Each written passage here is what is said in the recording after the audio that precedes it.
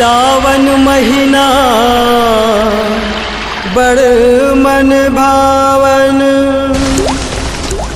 कत को तिहार आथे एहिच मनाग पंचमी है संगी, मन गद गद हो जाथे।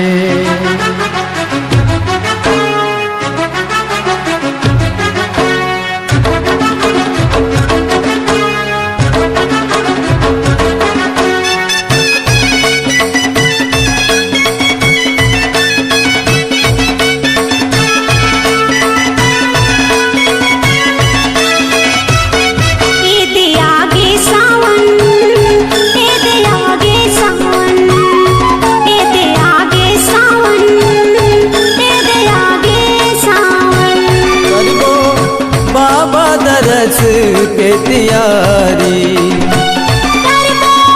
बाबा दरस के तियारी, पान फूल और दूध लाइला,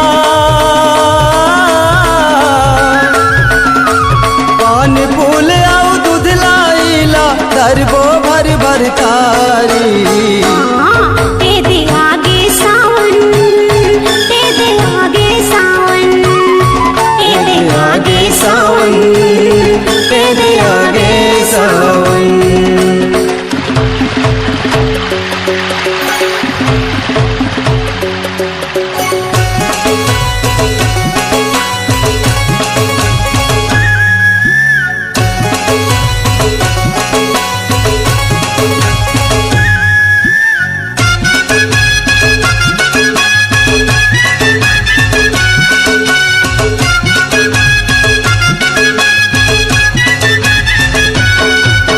रास्ता में चलत होही कतो झन नर नारी, कतको रेंगत जावत होही कतको मोटर गाड़ी, कतको रेंगत जावत होही कतको मोटर गाड़ी।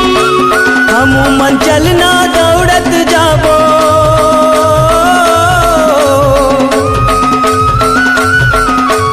हम मन चलना दौड़त जाबो, झुर मिल के संगवारी। ए दे आगे सावन, ए दे आगे सावन, ए दे आगे सावन, ए दे आगे सावन।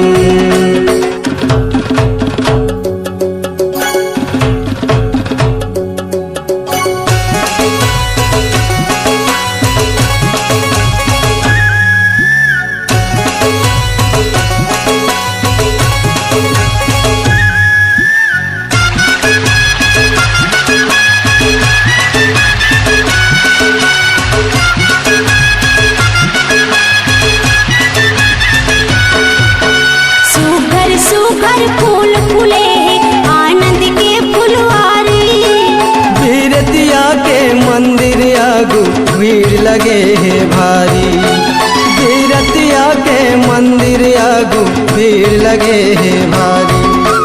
बोलत हावे सब भगत मन,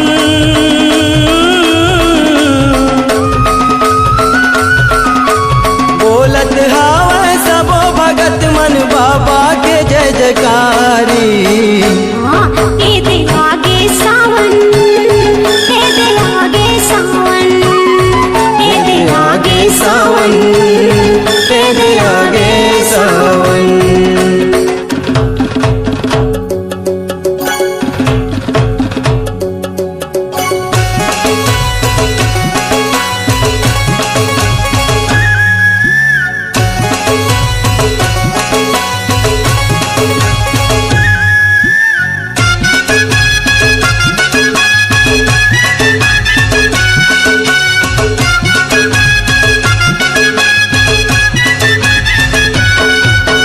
तोर दरसला पाके देवता मगन हवै नर नारी, माथ नवा के पाँव परत हो बिरतिया तोर दुआरी, माथ नवा के पाँव परत हो बिरतिया तोर दुआरी।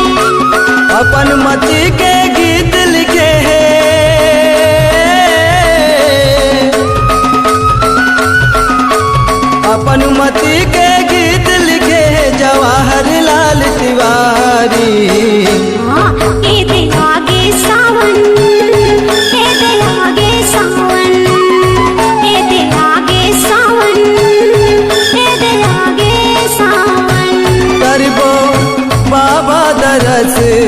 तैयारी।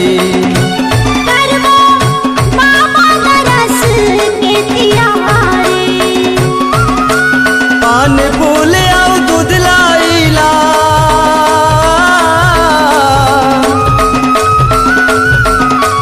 पान फूल आउ दूध लाइला, धरबो भर भर तारी। एदे आगे सावन, एदे आगे सावन, एदे आगे सावन, एदे आगे सावन, एदे आगे सावन, एदे आगे सावन, एदे आगे सावन, एदे आगे सावन।